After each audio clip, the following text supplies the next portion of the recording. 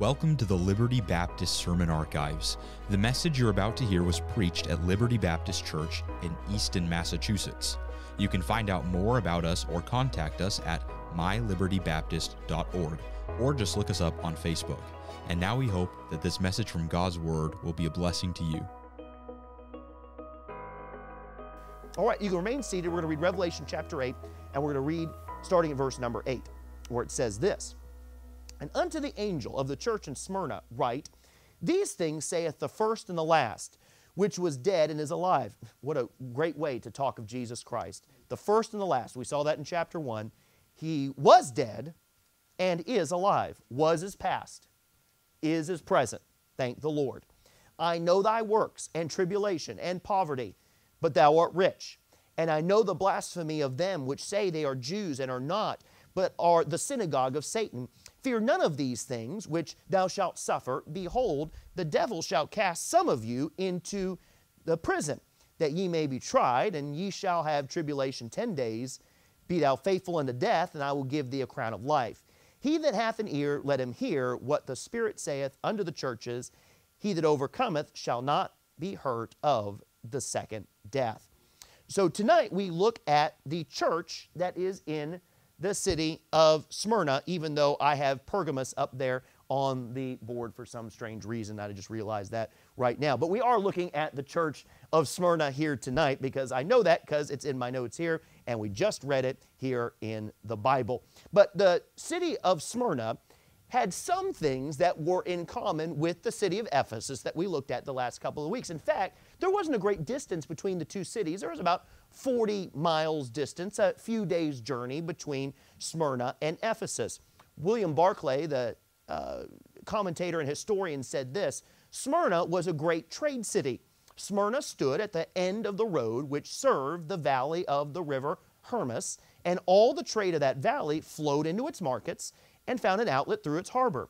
It had a rich specialty trade in wines. Smyrna, like Ephesus, was a city of wealth and commercial greatness.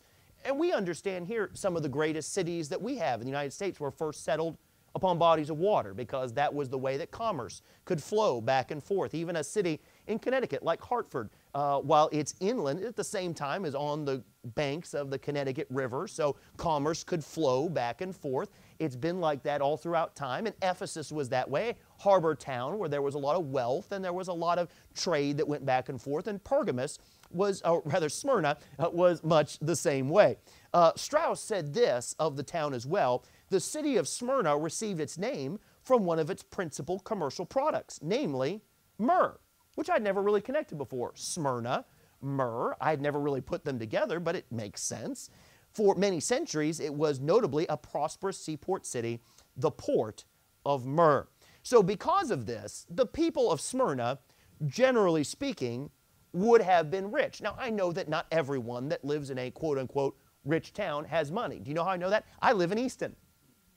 So that's proof enough right there. But at the same time, I would also say that when the tide goes up, all boats go up with the tide to a certain extent, don't they? So even compared to other places in the empire, although there were certainly the poor that were there in Smyrna, compared to other regions of the empire, the people of Smyrna, in general, were fairly wealthy and fairly well-to-do. But yet there was another element of the city of Smyrna that was also much like Ephesus, and this was the great idolatry that took place there in the city. Now, there was a little bit of difference. Ephesus had the fertility goddess Artemis or Diana that was worshipped, but believe it or not, the worship that took place there in Smyrna was actually worship of government.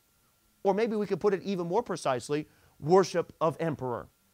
And history tells us that all the way back in 196 BC, Smyrna built the first temple to what was called Dea Roma, the goddess of Rome, the spiritual symbol of the Roman Empire.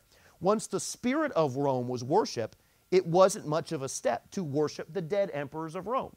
So in 196 BC in Smyrna, they're already worshiping the spirit, quote unquote, of Rome. Then it was another small step to worship the living emperors of Rome, and then to demand such worship as is evidence to political allegiance and civic pride. And then in AD 23, almost 100 years, or rather 200 years later, Smyrna won the privilege over 11 other cities to build the first temple to worship Emperor Tiberius. Tiberius Caesar, rather. Smyrna was a leading city in the Roman cult of emperor worship. Many times the Roman emperors would be placed on the coins. Why? As a physical reminder, even in their pockets, of who they were to worship. And you go further on into AD 81 to AD 96, and the Roman Emperor Domitian was the first to demand worship under the title Lord from the people of the Roman Empire as a test to political loyalty. And according to church history, now this isn't found in the Bible, but according to ancient church history, that may very well have been why John was exiled on the Isle of Patmos in the first place, because he refused to offer governmental worship to Emperor Domitian there of the Roman Empire. And so because of that, it's very likely that would be the reason why he was put there on the Isle of Patmos. Why, believe it or not, we have this book that we have today, Revelation, that we're studying right now. So you can see there's a lot that's going on in Smyrna. Some of it very much like Ephesus that we studied a couple weeks ago, and some of it has its own spin on it. But I think we understand that in the ancient world there was a lot of idolatry, wasn't there?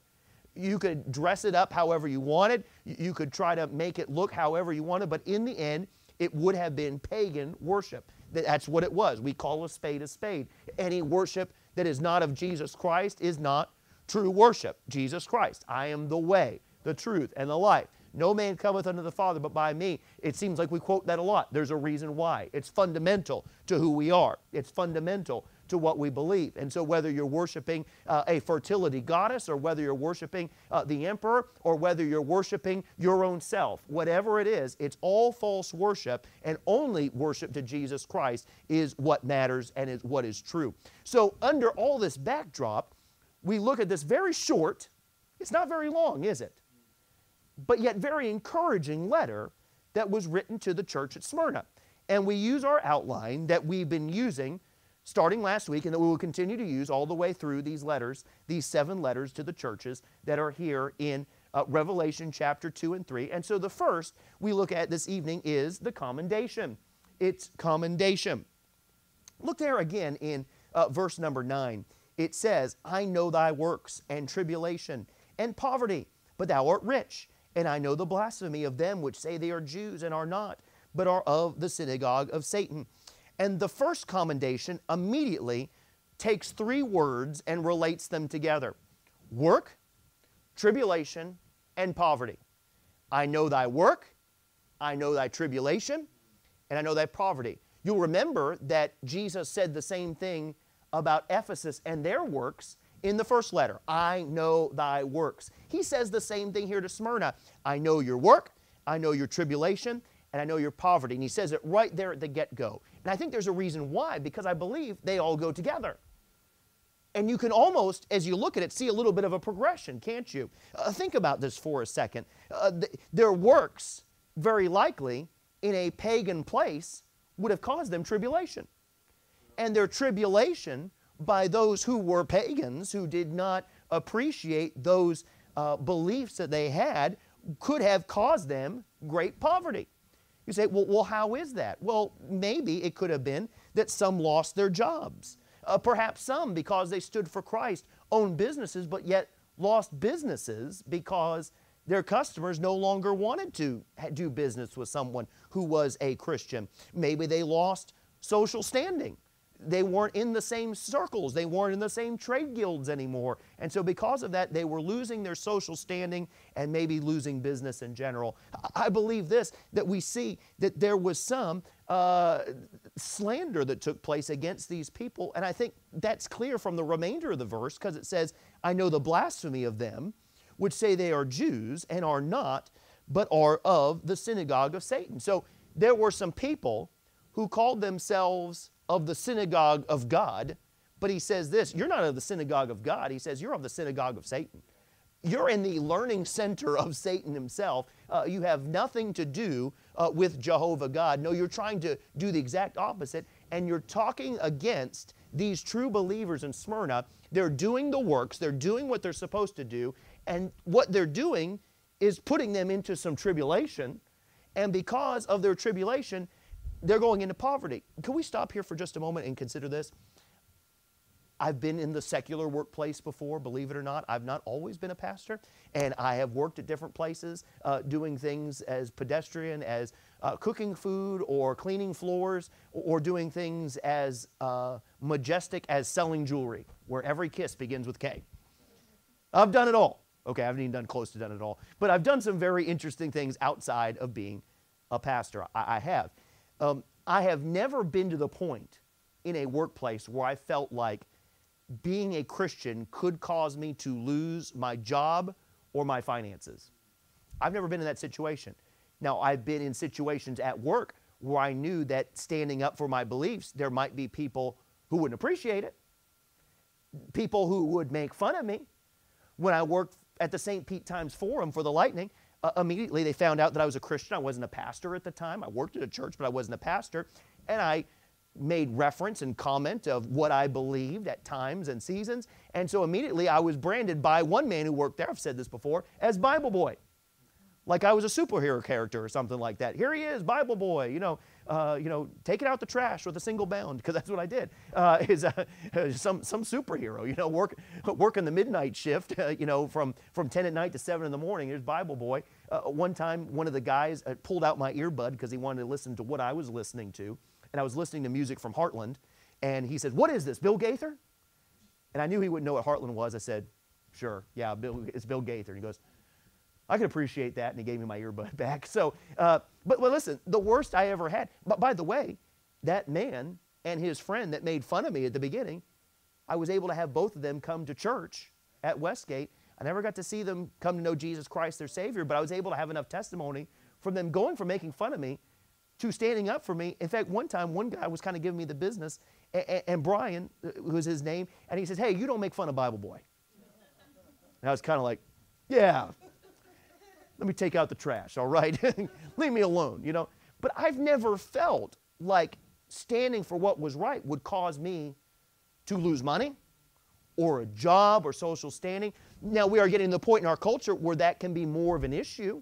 We are certainly seeing news stories about it here and there, but I want to remind us that sometimes when we think we're sacrificing for the Lord, there are those who are living this in other countries right now, that they know that if they are believers, that their family will ostracize them, they'll no longer have a job. And by the way, that's why those communities will end up having to pool their resources together, because they know if they're believers and they don't pool their resources together, they might not have anything. It makes you think maybe that's why the first church in Jerusalem had all things common. It wasn't communism. They all decided to do it on their own. They did it of their free will. The government wasn't making them do it. But the idea was, well, we may have trouble getting jobs, or we may have trouble selling property, or we may have trouble in the future. So because of that, if someone has a need, let's take care of them. But here they are, they were living this, and they were in poverty. By the way, the Greek word there for poverty actually gives the connotation of abject poverty. I mean, they weren't just poor. Here's how we would put it. They were dirt poor.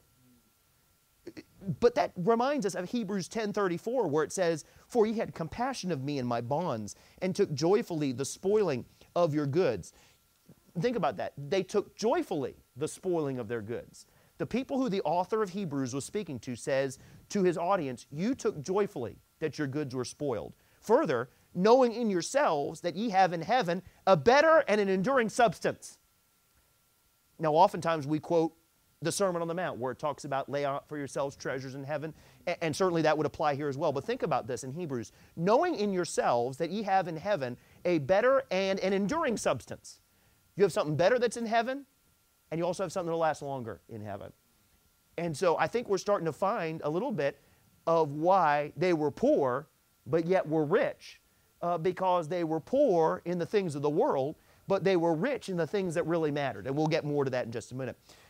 But what is the end result of this tribulation? It wasn't just harsh words. Now, harsh words are harsh words. And listen, I'm not diminishing harsh words. We've talked about this before. If someone says something to you verbally, it can hurt. If someone rebukes you or mocks you for your faith, I'm not saying that doesn't hurt. Certainly it does hurt. But on the scale of what could happen, it's certainly on the lower end of the scale. But Smyrna didn't just have harsh words against them. It went much deeper than that. Look at verse number 10. It says this, fear none of those things which thou shalt suffer, meaning this. You see the colon there? That means there's a list of things that they're about to suffer, and it's not just people being mean to them. What are those things? Well, it says this, behold, the devil shall cast some of you into prison. So what was going to happen? Some were going to be imprisoned for their faith, that ye may be tried. Now, that could be a couple different things. It could be that they were placed in prison and then tried in a trial. It could mean that. Or it could be referring to the fact that they were in a trial spiritually because they would be placed in prison. Could I just put it to you this way? Either way makes sense to us tonight. Whether they were put in prison and then tried, or whether they were in a spiritual trial because they were in prison and then what comes after that, either one tells us they're going through some great difficulties here because of their faith. But not only that, they were cast into prison, that ye may be tried, and ye shall have tribulation 10 days. Be thou faithful unto the death. Now, what does that mean? Be faithful unto death. That means some of them would have been martyred. Some of them would have had to give their life for the faith. This wasn't just mean talk. This was something far, far worse. Vance Havner put it this way, and if you've read anything of Vance Havner, he has a way of saying things that just, well, only Vance Havner would say them. And he said this tribulation does not mean the common trials to which are common to man, meaning it's not just talking about the trouble that anyone goes through because, I mean, really, whether you're saved or unsaved, there are trials that are common to all people, aren't they? But he says these aren't the trials that are common to all man. Some dear souls think they are bearing their cross every time they have a hangnail. The tribulation mentioned here is trouble that they would not have had if they had not been Christians. Think about that. The trouble that they are having here is trouble that they would not have had if they had not been Christians. They were specifically going through tribulation because they named the name of Jesus Christ and they worked the works of Jesus Christ. And it said that they had tribulation for 10 days. Now, what does that mean? I read a lot of different interpretations of that. I read that 10 days could really mean 10 years. I read that the 10 days could represent the next 10 emperors from the time that this was written during Domitian all the way to Diocletian. 10 emperors who would have laid great persecution to the people of Smyrna as well as to Rome itself, the Roman Empire. Some say that it would be maybe 10 days of deep local tribulation. There in Smyrna, maybe there was, could we put it this way, a 10-day crackdown on those who were Christians? I don't know. I would say I would err on the side of literally looking at 10 days as being 10 days. But I would say this, no matter how you would look at this, and I've looked at several different commentators who I trust that look at it different ways. Here's what I know. And here's something that I can guarantee you about, and it applies to us tonight. 10 days means this. It will start, but it'll end. It'll start, but it'll end. It's temporary. And sometimes we have to be reminded, even when we go through tribulation as believers, and listen, I don't want to just say that tribulation for believers, and specifically as being a believer, is only something that happens overseas. Listen, we can compare, but the Bible does say comparing ourselves among ourselves, we're not wise. So we have to be careful about that. We can go through tribulation here in this country, here in our culture, just for standing up for Christian belief, even if it seems, quote unquote, minor compared to what they go in different places. But here's what I know. Even when we go through tribulation, it's temporary. It's temporary. It reminds me of one preacher used to say that his favorite verse was this, and it came to pass. And it came to pass. That's taking any of those verses out of context where it says, and it came to pass. That's not what it means. But you understand that when it comes to life, it came to pass. That the tribulation that we go through, the difficulty you go through, the people that may be mocking you for your faith, or the people that you don't want to see because you've talked to them about faith before, that now they look at you differently and they talk to you differently, they interact with you differently. Listen, it will come to pass. 10 days means this. It's going to start, but it's going to finish. There will be a time. You say, well, Pastor, when will my tribulation end? I don't know, but I do know there will be a time when Jesus calls his children home. when that trumpet will sound, and all of His children will come and follow Him, and that our tribulation will be over when we're there safe in the bosom of Jesus Christ. I know this, there is a time. So that is the comfort that is there. That is the commendation, rather, number one. And then number two, we see that it's complaint. Because remember, that is our outline. But I said a few weeks ago that this is the outline that applies to most of the letters, not necessarily to all the letters. As you kind of mentally look over verses 8 through 11 again, do you see any complaint here? My response to you would be, I see no complaint, I see comfort. This is a church that was doing exceedingly well in serving the Lord. They weren't perfect, because until they get to heaven and you and I get to heaven, we won't be perfect. But this was a church that was doing what God had called them to do. And you know what encourages me about that is that, remember, these 7 churches represent real churches that are around today. There are churches that even today that can do it right. Churches that can do it right. What do we have to do? We just have to follow the voice of God. We have to be on our knees. We have to make sure that we're being humble and that we're not proud, that we follow the Spirit of God. We follow the leadership of God. We follow the Word of God. But there are churches that can do it, quote unquote, right. And the comfort that He gives them. You know what's comforting? Verse number 9, I know thy works and tribulation and poverty, but thou art rich. And I know the blasphemy of them which say they are Jews. The two words that bring comfort, there are two words that show up twice in that verse. I know. I know. Now listen, if you're doing wrong and you think about the eyes of the Lord go to and fro across the earth, that's not very comforting. Where the Bible says that the Lord knows the thoughts and intents of the heart, and the heart is not doing what it should, that's not very comforting. But when you're serving the Lord and you're trying to do what God's called you to do, and you go through difficulty, and you go through trials, and you feel like nobody knows, and you maybe even in the quietness of your heart feel like nobody cares, you want to know some comfort? Not a complaint, some comfort? I know. Now, if I know, that may not give you much comfort. Because if I know, I'll say I'll pray for you. And I will pray. But you know, there's a chance I might forget. I hate to say, but there have been times I've forgotten to pray for someone that I've said that I will. And I have tricks and I have different things that I do, ways to remind myself to pray for someone so that I don't forget. But because I'm human, because I'm flesh, because I'm weak, I still forget sometimes.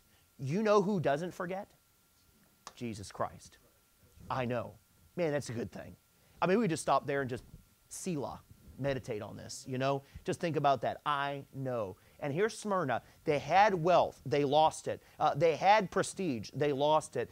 They had their worldly goods, and they lost it. And in the midst of all of that, they may have even been tempted to feel like nobody knows, nobody cares, nobody knows the truth. That's enough, all right? That's your special tonight, all right? But here's what. You know who knows? He knows. And He cares. Boy, that's comfort right there. So number one, it's commendation, it's complaint. Number two, that's the outline, but there is no complaint. It's one of the few that don't follow this outline. And then number three, it's charge, meaning this.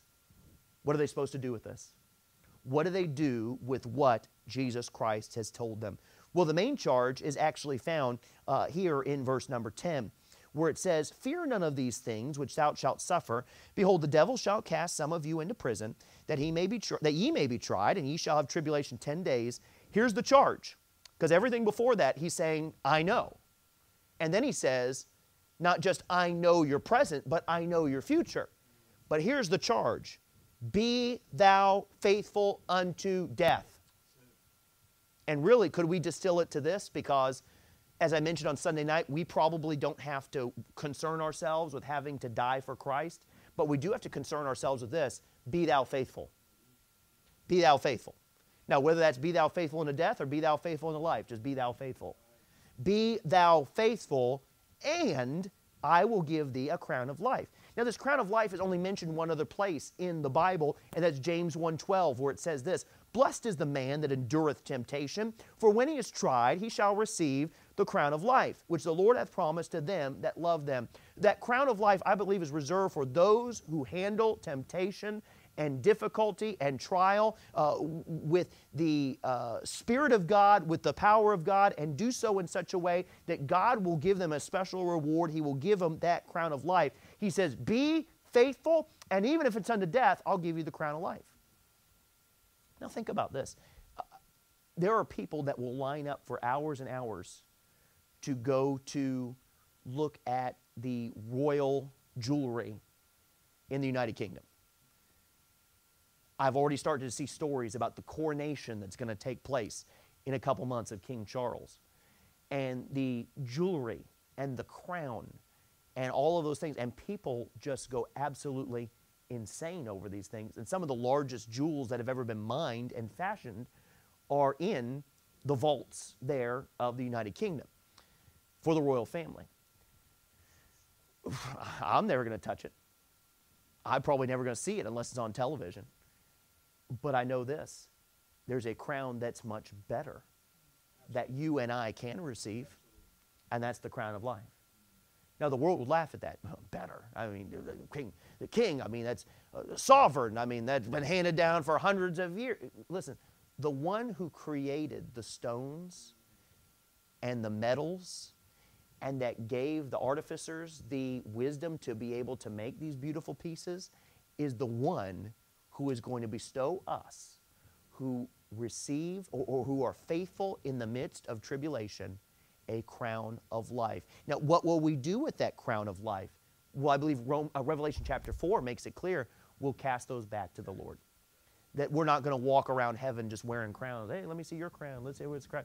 It's, I have nothing in my hand. I'm in heaven because I can't take anything with me. I'm there at the judgment seat of Christ. I receive this crown. I receive other rewards. I pray. I hear, well done, thou good and faithful servant. I have nothing to give him. What do I have? Everything I have left, I left behind. I have nothing in my hand other than what he just gives me. And so what I say to him is, Lord, I have nothing, but this that you've given me, I give back to you. And you say, well, how foolish. Why would you do that? Do you realize in heaven we won't have need for any of those things?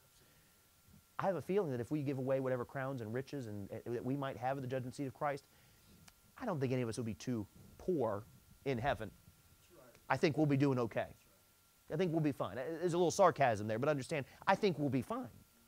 So what do we see? That crown of life is given. Be faithful, and you will receive a crown of life. And think about this. Why can Christ give a crown of life to those who were faithful unto death?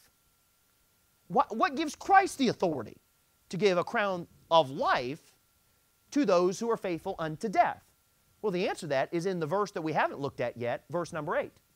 We just mentioned it briefly. Look at verse number 8. And unto the angel of the church of Smyrna write, these things saith the first and the last, which was, what? Dead and is alive. The one who is dead and is alive has the authority and the right to be able to give crowns to those who were dead and that were made alive again through that same resurrection power. He is the one that has the authority to give that commendation. And he can do it.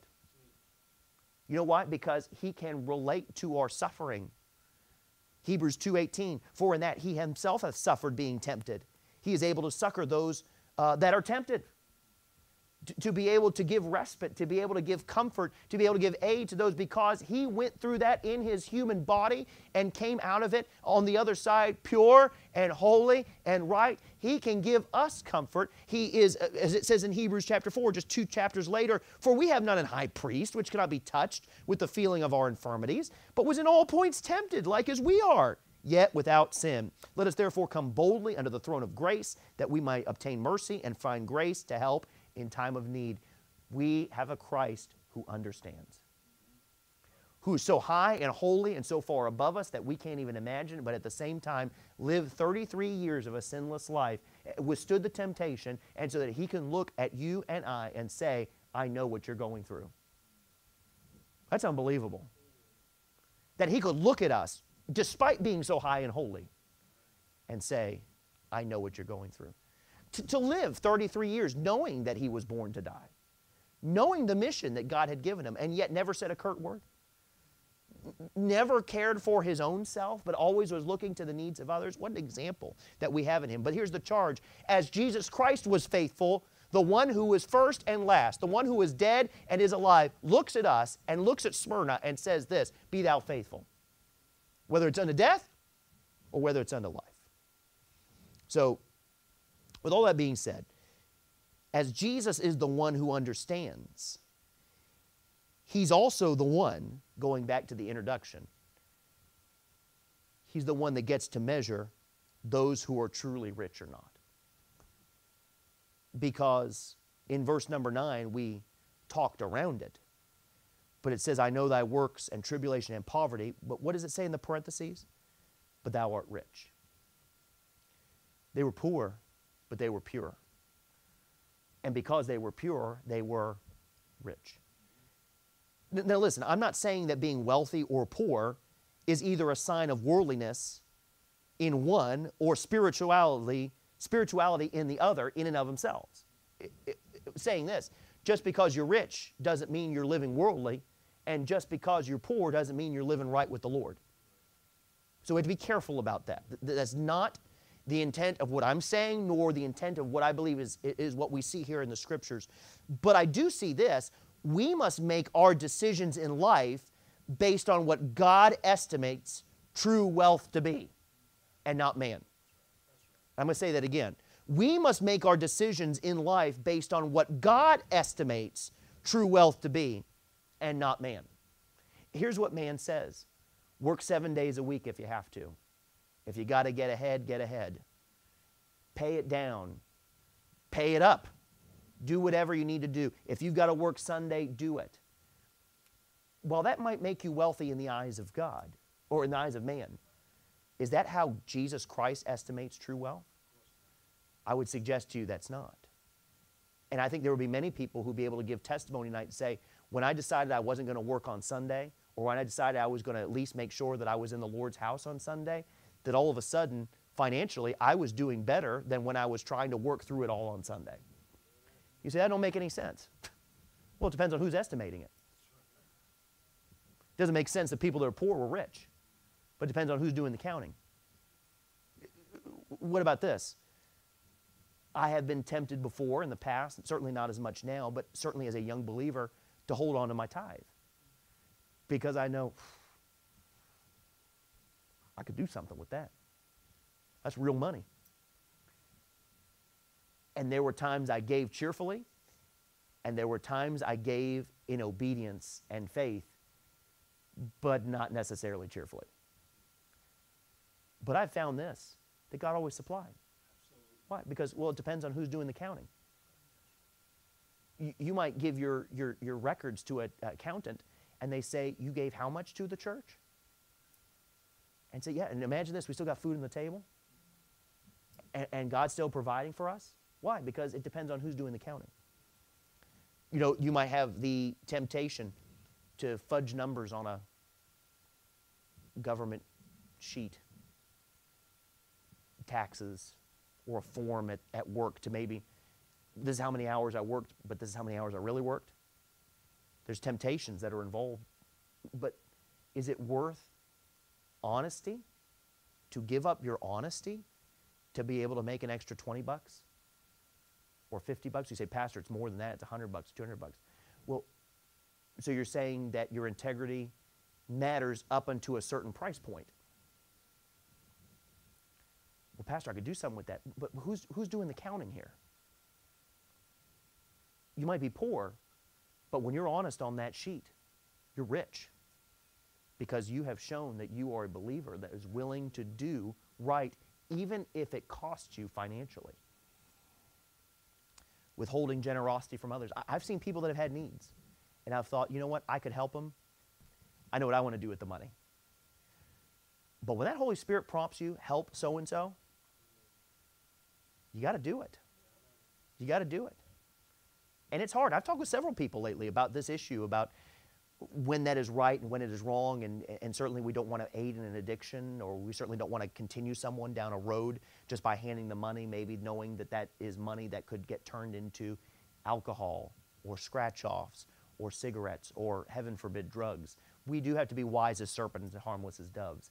But I will say, we've seen so many people, and I've seen so many people that have taken advantage of the system, that sometimes we just withhold generosity from everyone, just assuming everyone has an angle. You know what? Some people's angle is this: they need help.